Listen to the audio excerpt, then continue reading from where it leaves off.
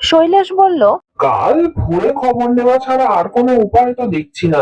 জনার্দনের মাথায় একটা বুদ্ধি এলো। সে বললে, আমরা বরঞ্চ গ্রামের চৌকিদারকে খবরটা দিয়ে দিতে পারি। সেই যদি রাত্রে বাড়িটার উপর একটু নজর রাখে। এই পরামর্শে সবাই বেশ খুশি হলো, আর যাওয়ার পথে চৌকিদারের কাছে খবরটা পৌঁছে দিয়ে তারা যে যার বাড়ি চলে গেল। তখন জলটা একটু ধরেছে বটে, তবে পথের দুপাশের বড় বড় গাছ থেকে টুপটাপ করে ফোঁটা পড়ছে। রাত্রিরের খাওয়া দাওয়া চুকিয়ে চার বন্ধু একটা বাড়িতে মিলিত হলো। সেটা শৈলেশদের বাড়ি। ওদের বৈঠকখানা ঘরটা খালিই পড়ে থাকে। চার বন্ধু ঠিক করলো সেই ঘরেই রাত্রিটা কাটিয়ে দেবে। কেন যেন ওদের মনের কোণে বৃশ্চিক দংশন হতে লাগলো যে সাহেবের যদি কোনো অনিষ্ট হয়, তবে আইনের চোখে না হোক পরোক্ষভাবে ওরাই কিন্তু দায়ী থাকবে। জনার্দন মন্তব্য করলে, এসো আমরা একটা রাত জেগেই কাটাই। কি জানি যদি কোনো খারাপ খবর থাকে তবে চৌকিদার এসে আমাদের দিকে তুলবেই। রাত জাগা ঠিক হলো না। গল্প করতে করতে কখন যে ওরা ঘুমের কোলে ঢলে পড়েছে সে কথা নিজেরাই জানতে পারেনি। আচমকা সকলের ঘুম ভেঙে গেল শেষ রাত্রিরে চৌকিদারের হাঁক ডাকে। চৌকিদার ওই বাড়িটার উপর দৃষ্টি রেখেছিল। তার শেষ টহলের সময় ওই বাড়ির ভিতর থেকে নাকি একটা বিচ্ছিরি খিলখিলে হাসি শুনে সে থমকে দাঁড়ায়। তারপর সে ক্রমাগত রাম রাম রাম রাম চিৎকার করতে থাকে। একা সে বাড়িতে ঢোকবার সাহস চৌকিদারের ছিল না, তাই কলেজের বাবুদের ডাকতে এসেছে।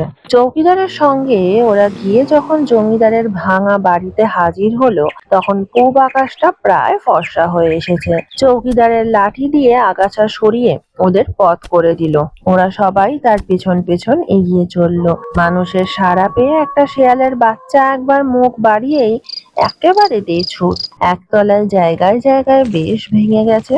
দোতলায় উঠবার সিঁড়িটা খুঁজে নিয়ে ওরা যেই উপরের দিকে রওনা হয়েছে, অমনি একদল চামচিকে সবাইকার মাথার উপর চক্কর দিয়ে ঘুরতে লাগলো। কিন্তু ওরা সেসব ভ্রুক্ষেপ করলো না। হাজির হলো গিয়ে দোতলার বিরাট বারান্দায়। সামনের একটা ঘর থেকে কেমন যেন গো গো শব্দ শোনা যাচ্ছে। দরজাটা ধাক্কা মেরে খুলে ফেলে সবাই একসঙ্গে ঢুকে পড়লো সেই ঘরে। কি আশ্চর্য ব্যাপার! সেই সাহেবটাই তো। লোকটার গো আছে বলতে হবে। এই ভাঙা জঞ্জালে ভর্তি জনমানবহীন বাড়িতে ঢুকে ওর এতটুকু ভয় করেনি। কিন্তু সাহেবটা যে অর্ধচেতন হয়ে পড়ে আছে, তার মুখ থেকেই ওই এরকম একটা গো গো শব্দ বেরোচ্ছে। শৈলেশ বললে, কি আশ্চর্য! টর্চটা জেলে সাহেব যেন কি লিখছিল। বুদ্ধু নিচু হয়ে বসে পড়ে মন্তব্য করলে, ডায়েরি দেখছি যে সাহেব ডায়েরি লিখছিল। জনার্দন বলল, তাজ্জব ব্যাপার, ডায়েরিটা তাহলে পড়ে দেখতে হয়। সেও নিচু হয়ে বসে পড়ল। সবাই একসঙ্গে বলে উঠল, পর পর পর। সাহেব কি লিখতে লিখতে অজ্ঞান হয়ে গেছে সেটা আগে জানা দরকার। জনার্দন তখন ডায়েরি দেখে পড়তে লাগলো। 12:15। অনেক কষ্টে উপরে উঠে এসেছি। ভয়ের কিছু নেই। শেয়াল আর চামচিকে রাস্তা দাও হয়েছে বাড়িটা। ঠিক করেছি রাতটা এই ঘরেই কাটিয়ে দেব। বর্ষাটিটা ভালো করে মেঝেতে পেতে নিলাম। বেশ শীত করছে যেন। ঘরের জানলাগুলো বন্ধ করে নিলাম। টর্চটা জ্বালানোই থাকলো। 1:20। হয়তো একটু ঘুমিয়ে এসেছিল, হঠাৎ কিসের শব্দে চোখ মেলে তাকালাম। কি আশ্চর্য! ঘরের জানলাগুলো দরম দরম করে খুলে যাচ্ছে। এর কারণ কি? জানলাগুলো আবার বন্ধ করলাম। 1:30। একটা পৈশাচিক হাসে আবার চমকে উঠলাম। তাকিয়ে দেখি জানলাগুলো আবার ভীষণ শব্দ করে খুলে যাচ্ছে। এবার সত্যিই আশ্চর্য হলাম। উঠে দাঁড়ালাম। বৃষ্টি অনেকক্ষণ থেমে গেছে। ক্ষীণ চাঁদের আলোতে বাইরেটা ভালো করে নজর পড়ে। পাশের ঘরে কি কেউ ফুপিয়ে ফুপিয়ে কাঁদছে? 1:45। হঠাৎ ভেসে এলো একটা বুক ফাটা কান্নার শব্দ। তাকিয়ে দেখি বন্ধ দরজা ভেদ করে একটা কঙ্কাল আসছে। কঙ্কালটা যেন দুহাত দিয়ে নিজের মুখ ঢাকছে। কি কর্কশ কান্না! তাড়াতাড়ি কোমর থেকে রিভলভার বের করে কয়েকটা গুলি ছুড়লাম। ঘরটা ভর্তি হয়ে গেল। টর্চ তুলে দেখি কঙ্কালটা আর ঘরের ভেতর নাই। 2:05। এবার আর কান্না নয়, প্রচন্ড খিলখিলে হাসি। তাকিয়ে দেখি মাথার উপর অনেকগুলো কঙ্কাল ঘুরে বেড়াচ্ছে। তাদের ঠান্ডা নিঃশ্বাস যেন আমার ঘাড়ে এসে লাগছে। মনে হচ্ছে সেই জায়গাটা যেন জমে বরফ হয়ে গেল। তাড়াতাড়ি লাফিয়ে উঠলাম মেঝে থেকে। প্রচন্ড চিৎকার করে উঠলাম আমি নিজে। সেটা ভয় থেকে না, ওদের ভয় দেখানোর জন্য নিজেই বুঝতে পারলাম না। হঠাৎ উপরের দিকে তাকিয়ে দেখি কঙ্কালগুলো যেন হাওয়ায় মিশে গেছে। 2:30 ঘুম চোখ থেকে একেবারে পালিয়ে গেছে। ভয়ানক শীত করছে আমার। মনে হচ্ছে যেন দার্জিলিং কিংবা লন্ডনে আছি। গরমকাল বলে সঙ্গে কুলের কিংবা গরম জামা কিছুই নেই। সবগুলো জানলা দিয়ে হু হু করে শীতের হাওয়া আসতে লাগলো। জানলাগুলো আবার বন্ধ করে দিলাম। 3:10 কিছুই বুঝতে পারছি না, আমি জেগে আছি না ঘুমিয়ে পড়েছি।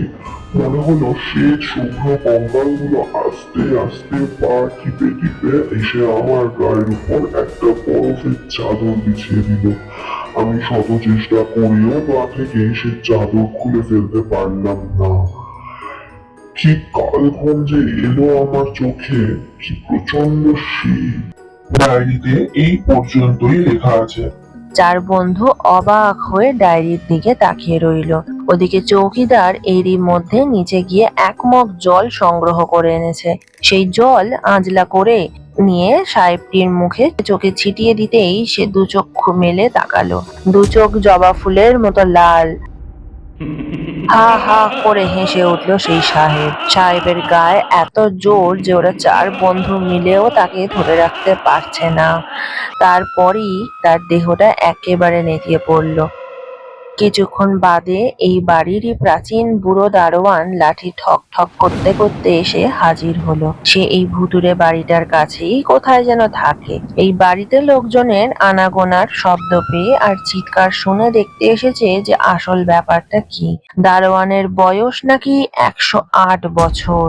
তার কাছেই সব কথা জানা গেল। এই জমিদার পরিবারের 3 পুরুষ আগে একজন নাকি ছিল খুব অত্যাচারী। হেন অন্যায় কাজ নেই যা করতে তার হাত কাঁপতো। একবার একদল দুর্ভিক্ষ পীড়িত প্রজাকে অতি সামান্য কারণে ধরে এনে খেতে না দিয়ে দিনের পর দিন শুকিয়ে রেখে মেরে ফেলে। তারপর থেকেই এ বাড়িতে ভূতের উপদ্রব। শোনা যায় সেই জমিদার নিজেও নাকি ভূতের হাতেই মারা পড়েছিল। কাহিনী শেষ করে সেই অতি বৃদ্ধ দারোয়ান আকাশের দিকে হাত তুলে বললে, নসিব নসিব, সবই নসিব। নইলে এই পরদেশি সাহেব এখানে প্রেতাত্মার হাতে প্রাণ দিতে আসবে কেন? আজকের এই গল্পটা যদি তোমার মনের কোনো পুরনো দরজা খুলে দেয়, তাহলে মনের মেমোরি লেনে আবার দেখা হবে। আর গল্পটা যদি তোমার ভালো লেগে থাকে, তাহলে এই পথ চলার সঙ্গী হয়ে থেকো।